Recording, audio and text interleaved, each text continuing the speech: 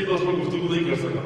اب مجھے یہ آج کی گفتگو اپنے ذہنوں کو آپ متوجہ رکھیے گا جو کہ متوجہ ہے کہ دیکھیے کیا غیب سے ہم براہ راست ارتباط حاصل کر سکتے ہیں یا نہیں؟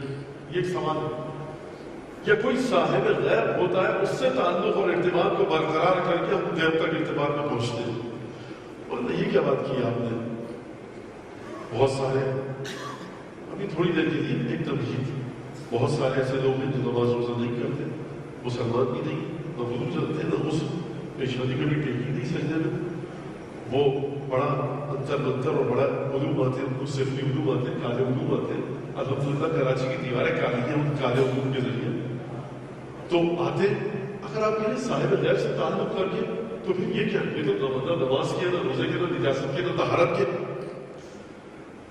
تو ایک بڑی طویل بحث ہے کہ دیکھیے کائنات میں جس طرح سے وہ ڈاکٹر، وہ طبیب کہ جو انتہائی گنہگار ہونے کے باوجود دل کا آپریشن کامیابی کے ساتھ کرتا ہے، یہ غیب میں جا کر واپس نہیں آ رہا، یہ کچھ طبیعی قدرتی قوانین کو مسخر کر کے ان کے مطابق چل رہا ہے. جتنے بھی یہ لوگ ہیں، دعا نبی سے لے کر رمل جفر جاننے والے، اور اس کے بعد صوفی درویش، بہرحال صوفی اور درویش حضرات عبادتوں کے قائل ہیں، حرام حلال کو مانتے ہیں، لیکن بہرحال ان کا اپنا ایک سلسلہ ہے. اور عجیب بات یہ ہے کہ جتنے بھی صوفیوں کے دراویشہ کے فرقے ہیں، ایک یا دو کے علاوہ سب کے سب جا کر مولا کائنات پر ختم ہوتے ہیں.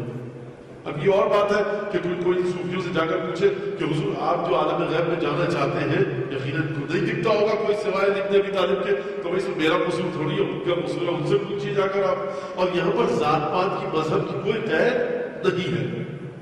یہ جو سلسلہ صوفیوں کو اور درویشوں کا. اب یہاں پر مولانا یہ تو کر لیتے، تو پھر کیا مطلب غیب سے؟ دیکھیے گٹر کا پانی بہ رہا ہے، الحمدللہ ہم جس شہر میں رہتے ہیں وہاں پہ کوئی ایسی انہونی مثال نہیں ہے. گٹر کا پانی بہ رہا ہے، آپ کے ہاتھ میں مٹی رکھی ہے.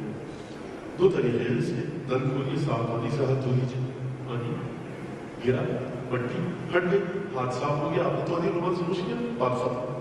ایک اور طریقہ ہے، ہاتھ میں آپ کی مٹی لگ گئی ہے، لچھوا ہوا ہے آپ کا ہاتھ کیچڑ سے، نالی بہ رہی ہے گندے پانی کی گٹر کی، اس میں آپ ہاتھ ڈال کے دھو لیجیے، مٹی چلی جائے گی یا نہیں چلی جائے گی؟ لیکن ہزاروں بیماریاں ہاتھ میں اور آ جائیں گی. یہ ہے علوم رسالت کا اور علوم سفلی کا فرق. علوم سفلی اور کالا علم ایک چیز کو صحیح کرتا ہے، ہزاروں خرابیاں پیدا کر دیتا ہے. آپ کی نگاہ کیونکہ غیبی نہیں ہوتی ہے. مولانا ہم گئے فلاں کے پاس کالا عمل کرتے ہیں، کیا بتایا تھا وہاں کی کچھ نجاست طہارت اور کیا کیا الٹی سیدھی باتیں بتائیں، کر لیا. اتنا مشکل کام رکا ہوا تھا، ہو گیا. وہ مشکل کام رکا ہوا تھا، ہو گیا. ہاتھ کی مٹی آپ کو دکھ رہی تھی، صاف ہو گئی، لیکن ہاتھ میں جراثیم کتنے آگے کیا آپ دیکھ نہیں سکتے. یہ کون دیکھے گا؟ یہ وہ دیکھے گا جو صاحب علم غیب ہوگا کہ انسان تو ہمارے دروازے کو چھوڑ کر کس دروازے پہ چلا گیا.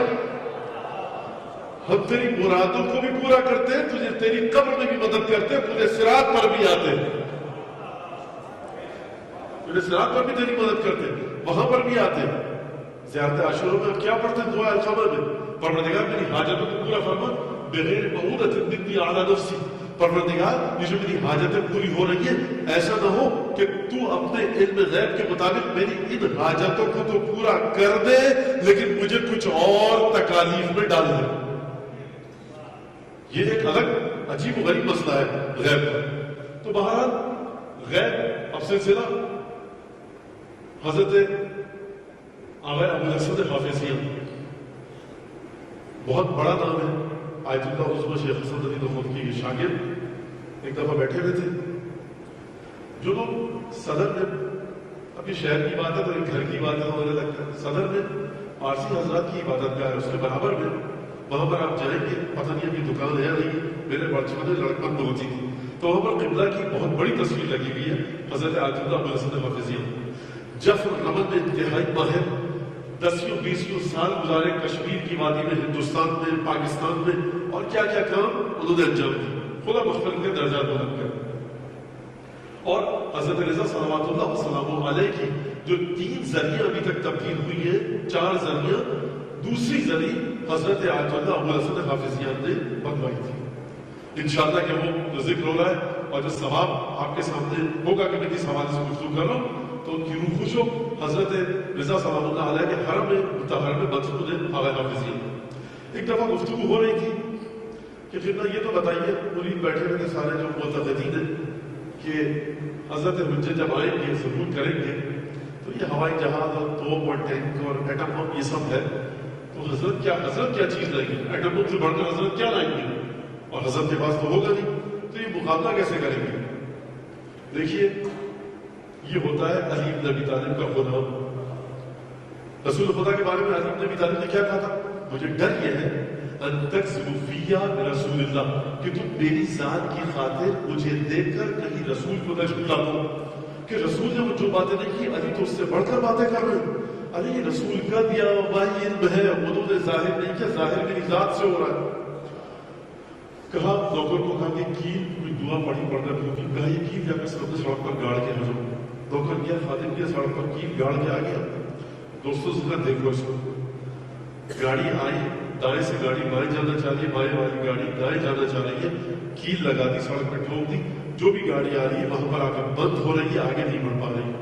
کہا دیکھ لیا لوگوں نے کہا جی. نوکر سے کہا آپ جاؤ کیل اکھاڑ کر لے آؤ. نوکر گیا کیل اکھاڑ کر لے آیا. جیسے کیل اکھاڑی گئی گاڑی اسٹارٹ ہی چلنے پھرنے لگی. مڑ کر کہا کہ میں جس کی اوقات نہیں ہے کوئی حضرت حجت ابن الحسن کے قدموں کی خان بھی نہیں ہوئے مجھ میں اتنی طاقت گاڑیاں رکوا دی. وہ آئے گا تو کیا کرے گا؟ آئندہ یہ سوال مت کرو. ایک درود بھیجیے حضرت حجت کی بات.